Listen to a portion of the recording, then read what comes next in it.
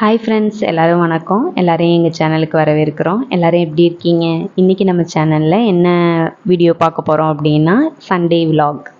Sunday அப்படின்னாலே எல்லாருக்கும் ஹாலிடேவாக இருக்கும். எங்களுக்குமே அப்படி தான். அதனால் எப்போதுமே தூக்கம் எப்போ கலையுதோ அப்போ தான் நாங்கள் எழுந்திரிச்சு ஏன்னா அந்த டைம் காலையில் பிரேக்ஃபாஸ்ட்டு, லன்ச் இதெல்லாம் அவசர அவசரமாக பண்ணணும் அப்படிங்கிற அவசியம் கிடையாது. பொறுமையாக எழுந்து பண்ணிக்கலாம் அப்படிங்கிற மாதிரி தான் அந்த டே ஸ்டார்ட் ஆகும். எப்படியும் ஒரு 7-8 மணிக்கு தான் எழுந்திரிச்சு அப்படியே எங்களோட செடிகள்லாம் பார்த்துட்ருந்தோம். எத்தனை பேருக்கு இந்த பழக்கம் இருக்குதுன்னு சொல்லுங்கள். எனக்கு அது ஒரு ஹேபிடேஷனாகவே ஆயிடுச்சு.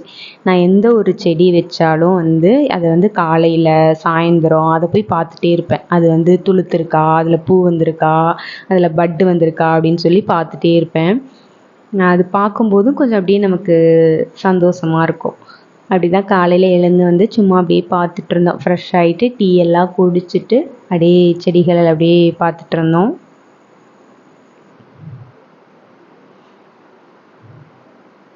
நைட்டு தான் தண்ணி ஊற்றணும் அப்படிங்கிறதுனால அங்கெல்லாம் கொஞ்சம் ஈரப்பதத்தோடு தான் இருந்துச்சு. அரளிப்பூ, செவ்வரளி வச்சுருந்தோம். அதில் இப்போ தான் ஃபஸ்ட் டைம் மொக்கு வச்சுருக்கு.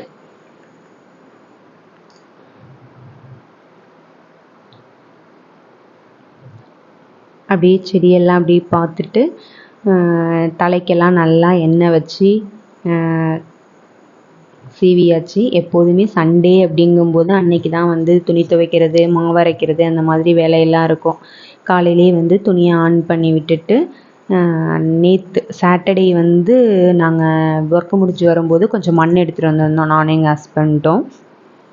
செடியெல்லாம் வாங்கலை. சரி, அந்த மண்ணெல்லாம் பாட்டில் ஃபில் பண்ணி வைக்கலாம் அப்படின்னு வேஸ்ட்டாக இருந்த குடத்தெல்லாம் கட் பண்ணிகிட்ருந்தோம். எங்கள் பாப்பாவும் கூட ஹெல்ப் பண்ணுறேங்கிற பேரில் எப்போதும் போல் குறும்பு பண்ணிகிட்ருந்தாங்க. மண்ணெல்லாம் அப்படியே அங்கே எப்படி இருந்துச்சோ அதே மாதிரி எடுத்துகிட்டு வந்துட்டோம். அதில் நிறைய கல் அந்த மாதிரிலாம் இருக்கும். சரி, அதெல்லாம் க்ளீன் பண்ணி ஃபில் பண்ணலாம் அப்படின்னு வச்சுருந்தோம். இந்த பக்கெட்லாம் நான் லைட்டாக அரிசி கொட்டி வைக்கிற பக்கெட் தான். லைட்டாக உடையும் போது, விரிசல் விடும்போதெல்லாம் அதை தூக்கி போடாமல் இந்த மாதிரி ஏதாவது பிளான்ட் வச்சுக்கலாம் அப்படின்னு எடுத்து வச்சிட்ருந்தேன். அதில் அடியில் கொஞ்சம் விரிசல் விட்டுட்டு, அதனால் நிறைய தண்ணி லீக் ஆகும் அப்படிங்கிறதுனால தேங்காயோட நார் இருக்கு இல்லையா, அதை பிச்சு தான் அதில் வச்சிட்ருந்தேன். அப்புறம் மண்ணெல்லாமுமே எல்லா மண்ணையும் கீழே கொட்டி அதில் இருக்க சின்ன சின்ன கல், அப்புறம் பெரிய கல் அதெல்லாம் எடுத்துட்டு அதுக்கப்புறம் நல்லா கொஞ்சம் பொல பொலன்னு இருக்க மாதிரி அந்த மண்ணை மட்டும் பாட்டில் நிரப்பலாம் அப்படிங்கிறது தான் பண்ணிகிட்ருந்தேன். அந்த கல்லெல்லாம் எடுத்து தனியாக இந்த குடத்தோட மூடியில் போட்டு வச்சுருந்தேன். வெளியில் இருக்க பிளான்ட்டுக்கு அந்த மண்ணை போட்டுடலாம் அப்படிங்கிற மாதிரி. இப்போதைக்கும் இந்த குடத்துக்கு அப்புறம் அந்த பக்கெட்டுக்கு இதுக்கு அளவாக தான் மண் இருந்துச்சு. சரி, 2த்தில் மட்டும் ஃபில் பண்ணி இப்போதைக்கும் வைக்கலாம் அப்படின்னு சொல்லிட்டு இதுக்கு 2த்தில் மட்டும்தான் ஃபில் பண்ணி வச்சோம் மண்ணை. அதுக்கப்புறம் வேஸ்ட்டான இந்த கல், குட்டி குட்டி கல் இதெல்லாம் வெளியில் கொண்டுட்டு போய் அந்த செடியெல்லாம் வச்சுருக்கோம் இல்லையா, அதுக்கு போட்டு விட்டுட்டோம். அது கொஞ்சம் கொஞ்சம் ஹைட்டாகவும் ஆகும் அப்படின்னு சொல்லிட்டு அதுக்கு தான் போட்டு விட்டேன். சண்டே தான் இந்த ஒர்க்கெல்லாம் பண்ணுறதுக்கு எங்களுக்கு கொஞ்சம் டைம் இருக்க மாதிரி இருக்கும். கொஞ்சம் ரிலாக்ஸாகவும் பொறுமையாகவும் பண்ணலாம். அதனால தான் கூட மண்ணெல்லாம் அந்த மாதிரி ஸ்ப்ளிட் பண்ணி பாட்டில் ஃபில் பண்ணிட்டோம். செடி வாங்கினா அப்படியே நம்ம நட்டு வச்சுக்கலாம், கொஞ்சம் ஈஸியாக இருக்கும் அப்படிங்கிறதுனால. மற்ற நாளில் இந்த ஒர்க்கெல்லாம் பண்ணால் அது நைட்டே ஆகிடும். டின்னர் டைம் வந்துடும் அப்படிங்கிறதுனால சண்டே அப்போது இந்த ப்ரிப்பரேஷன் எல்லாமே பண்ணிவிடுவோம். அந்த மாதிரி அந்த குடத்தோட மேல் பகுதி இருக்கும் இல்லையா, அதுவுமே இருந்துச்சு. சரி, அதை வேஸ்ட் பண்ண வேணாம் அப்படின்னு சொல்லிட்டு அந்த வாய்ப்பகுதியில் ஓட்டையில் கண்டிப்பாக மண்ணும் கீழே வந்துடும், தண்ணியும் வந்துடும். அதுக்கு அடியில் ஒரு ரவுண்டாக ஒரு மூடி மாதிரி இருந்துச்சு. அதை வச்சுட்டு இது இந்த பட்டன் ரோஸ் அப்படின்னு சொல்லுவாங்க, அதுவும் கொஞ்சம் நான் சின்ன சின்ன பாட்டில் வச்சு விட்டுருந்தேன். அதெல்லாம் எடுத்து லைட்டாக ஒடிச்சு அப்படியே சர்க்கிளாக அதை வச்சுருந்தேன். இது இதுக்கு மெயின்டெனன்ஸ் அப்படிங்கிறது ஒன்றுமே கிடையாது. லைட்டாக அதோட கிளைய ஒடிச்சு வச்சிங்கனாலே நல்லா அது துளிர்த்து வரும். பூ பூத்து பார்த்திங்கனாலும் ரொம்ப அழகாக இருக்கும். ஃபாஸ்ட் க்ரோவிங்காகவும் இருக்கும் இந்த செடி. அதனால் அப்படியே சர்க்கிளாக வச்சு விட்டோம்.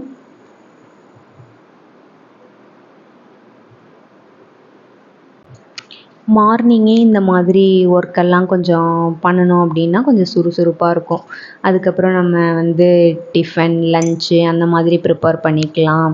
அப்படின்னு சொல்லி தான் மார்னிங்கே வந்து இந்த ஒர்க்கெல்லாம் பண்ணிடலாம் அப்படின்னு சொல்லி நமக்கும் வந்து தூங்கி எழுந்திரிச்சோன்னா கொஞ்சம் அப்படியே ரிலாக்ஸாக இருக்க மாதிரி இருக்கும். எப்போதுமே ஒர்க்கிங் டேஸில் எப்போதும் கிச்சனில் தான் இருக்கும் எழுந்து வந்ததும். இன்றைக்கி கொஞ்சம் இந்த மாதிரி ஒர்க்ஸ் எல்லாம் பார்க்கும்போது ஒரு ரிலாக்ஸேஷனாக இருக்கும். அப்படிங்கிறதுனால தான் காலையில் இந்த ஒர்க்கு எழுந்ததுமே இதை தான் ஸ்டார்ட் பண்ணணும்.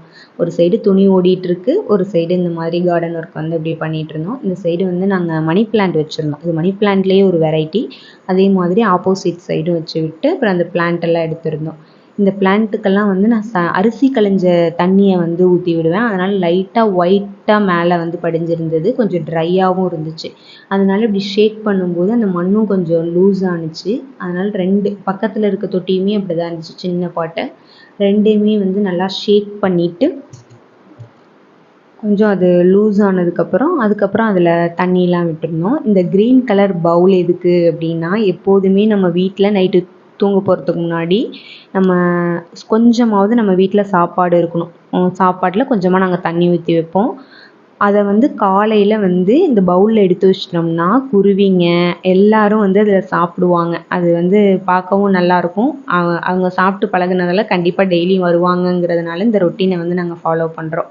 அப்புறம் மேலே கொஞ்சம் தூசியாக இருந்துச்சு, அதெல்லாம் தொடச்சி விட்டுட்டு பாட்டெல்லாமும் எடுத்து அதில் வந்து ஃபில் பண்ணி அந்த இடத்துல அரேஞ்ச் பண்ணிவிட்டு தண்ணி ஊற்றி முடிச்சிட்டோம். துணியுமே ஓடி முடிச்சுட்டு ட்ரையரில் போட்டு சரி மாடியில் கொண்டு போய் காய போடலாம் அப்படின்னு போயிருந்தோம். நானும் எங்கள் ஹஸ்பண்டும் சேர்ந்து மாடியில் காய போட்டுட்ருந்தோம். எங்கள் வீட்டுக்கு பின்னாடி வந்து நிறைய சைட்டு இப்படி பிரிக்கிறாங்க.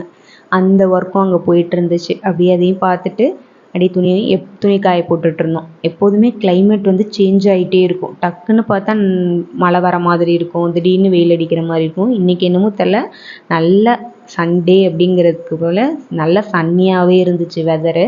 அப்படியே கீழே வந்தோன்னே அப்படியே இந்த டர்ட்டியாக இருந்துச்சு, மண்ணெல்லாம் கொஞ்சம் க்ளம்ஸியாக ஆகி. சரி விநாயகர் சதுர்த்தி வேறு வருது, எப்போதும் நம்ம வீடை க்ளீன் பண்ணுவோம். சரி இன்றைக்கே க்ளீன் பண்ணிடலாம் அப்படின்னு சொல்லிட்டு தண்ணி ஊற்றி போர்ட்டிக்கோ ஃபுல்லாகவே வந்து க்ளீன் பண்ணிட்டோம்.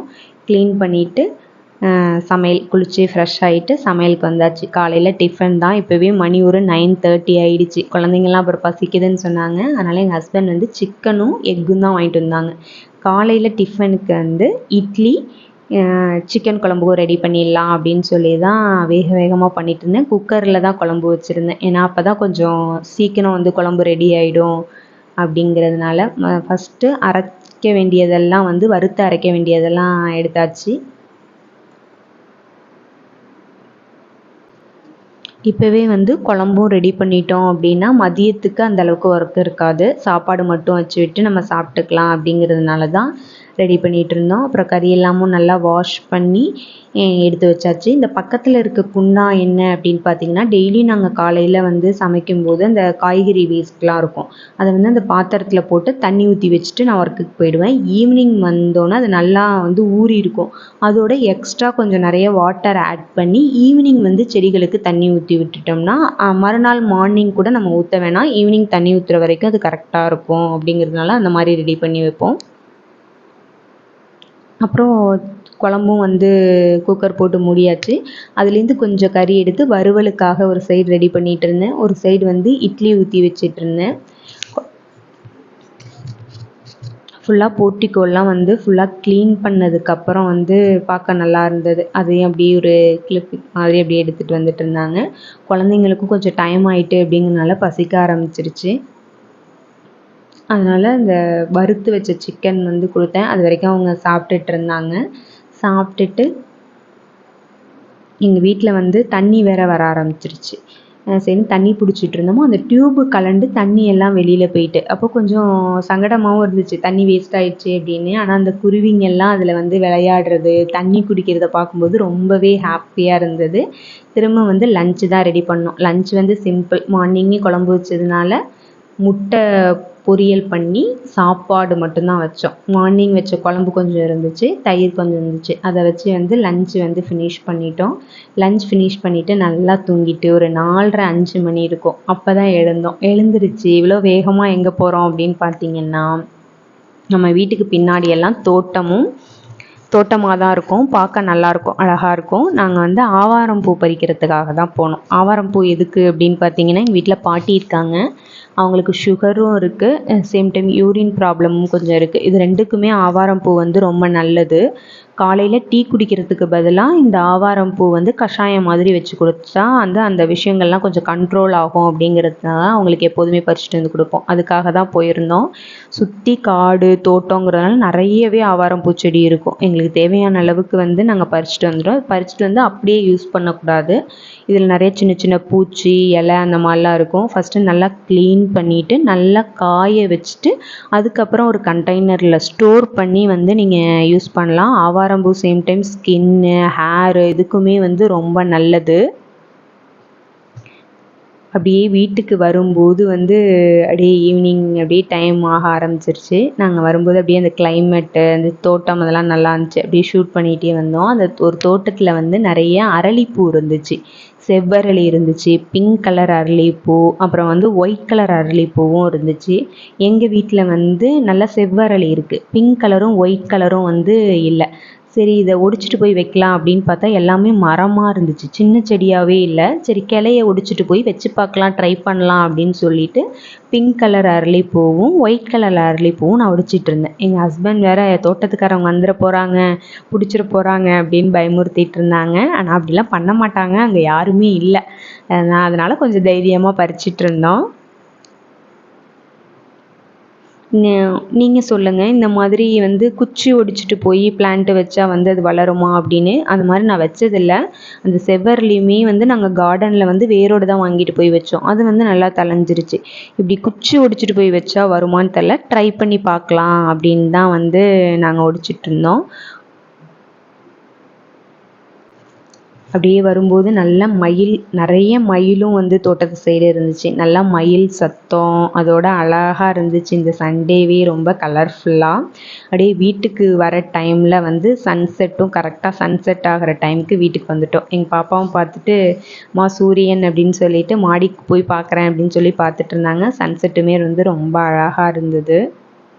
அப்படியே அதை ரசித்து அப்படியே பார்த்துட்டு இருந்தோம். எப்போதுமே ஈவினிங் டைம் தான் தண்ணி ஊற்றுவோம் செடிக்கெல்லாம். அதனால் அந்த ரொட்டீன் அப்படியே ஃபாலோ பண்ணிவிட்டு எல்லா செடிக்குமே வந்து தண்ணி ஊற்றிக்கிட்டோம்.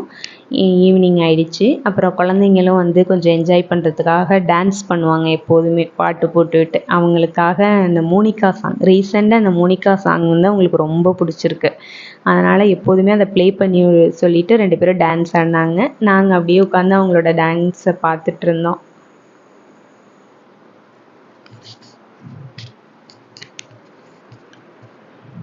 உங்கள் வீட்டு குட்டீஸ் வந்து அவங்களோட என்டர்டெயின்மெண்ட்டுக்கு என்ன பண்ணுவாங்க அப்படின்னு சொல்லுங்கள். உங்கள் வீட்டில் இப்படிலாம் டான்ஸ் பண்ணுவாங்களா அப்படின்னு சொல்லுங்கள். அது பார்க்கும்போது நமக்குமே ரொம்ப சந்தோஷமாக இருக்குது. நைட் ஆகிடுச்சு, சரி டின்னர் ரெடி பண்ணலாம் அப்படிங்கிறதுக்காக தான் ரெடி பண்ணோம். பாப்பாவும் தம்பியும் ஆல்ரெடி வந்து சாப்பாடு ஊட்டி விட்டாச்சு. எங்கள் 2 பேருக்கு மட்டும்தான் தோசை ஊற்றணும். அதனால் யூடியூப்பில் தான் பார்த்துருந்தேன். இந்த ஒரு பொடி மாதிரி தேங்காவை வந்து இப்படி கீந்து அதை நல்லா ட்ரையான ஒரு பேனில் போட்டு கொஞ்சம் நேரம் அப்படியே வறுத்து விடுற மாதிரி அப்படியே பண்ணணும். சூடு ஆகலை அப்படிங்கிறதுனால நான் கையை வச்சு அப்படி பண்ணிகிட்டு இருந்தேன். அப்புறம் கொஞ்சம் ஹீட் ஆனோடனே இடுக்கியை வச்சு தான் நான் வந்து அதை ஹீட் பண்ணிகிட்ருந்தேன். ஹீட் பண்ணிவிட்டு இந்த தேங்காயில் கொஞ்சமாக வந்து தனி மிளகாய்த்தூள், வரமிளகாய்த்தூள் போட்டு உப்பு போட்டு நல்லா கிரைண்ட் பண்ணிவிட்டு அது கூட ஒரு 5-6 பூண்டு பல் போட்டு கிரைண்ட் பண்ணி அந்த பொடி ரெடி பண்ணி அதில் எண்ணெய் ஊற்றி சாப்பிட்டாங்க. பார்க்க ரொம்ப நல்லா இருந்தது. சரி சிம்பிளாகவும் இருக்கே, நைட்டு நம்ம ட்ரை பண்ணலாம் அப்படின்னு சொல்லிட்டு நாங்கள் ட்ரை பண்ணினோம்.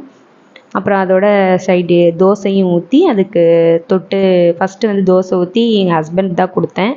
அவங்க வந்து எப்படி இருக்குன்னு கேட்டேன். அவங்க அந்தளவுக்கு டேஸ்ட் இல்லை அப்படின்னு சொன்னாங்க. ஏன்னா இதில் வந்து எல்லாமே நம்ம பச்சையாக சேர்க்குறோம்.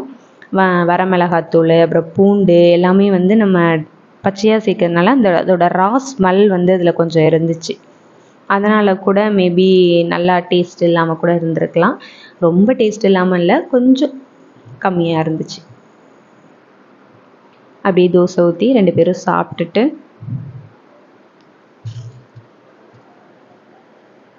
இன்றைக்கி சண்டே வந்து அப்படியே போயிடுச்சு. ரொம்பவே நல்லா இருந்தது. எப்போதுமே சண்டே வந்து வெளியில் போகிற எந்த பிளானிங்கும் இல்லை அப்படின்னா யூஸ்வலாக எங்களுக்கு சண்டே வந்து இப்படி தான் இருக்கும். கொஞ்சம் ரிலாக்ஸ் ஆகணும் அப்படின்னு நினச்சோம் அப்படின்னா அந்த மாதிரி கார்டன் ஒர்க்கு அந்த மாதிரி புதுசு புதுசாக மூவி ஏதாவது புது மூவிஸ் பார்க்குறது எங்களுக்கு ரொம்ப பிடிக்கும். அப்படியே பார்த்துட்டு நைட் ஆயிடுச்சு. தேங்க்யூ. இந்த வீடியோ பிடிச்சிருந்தா லைக் பண்ணுங்கள், ஷேர் பண்ணுங்கள், கமெண்ட் பண்ணுங்கள். Think positive, everything is positive.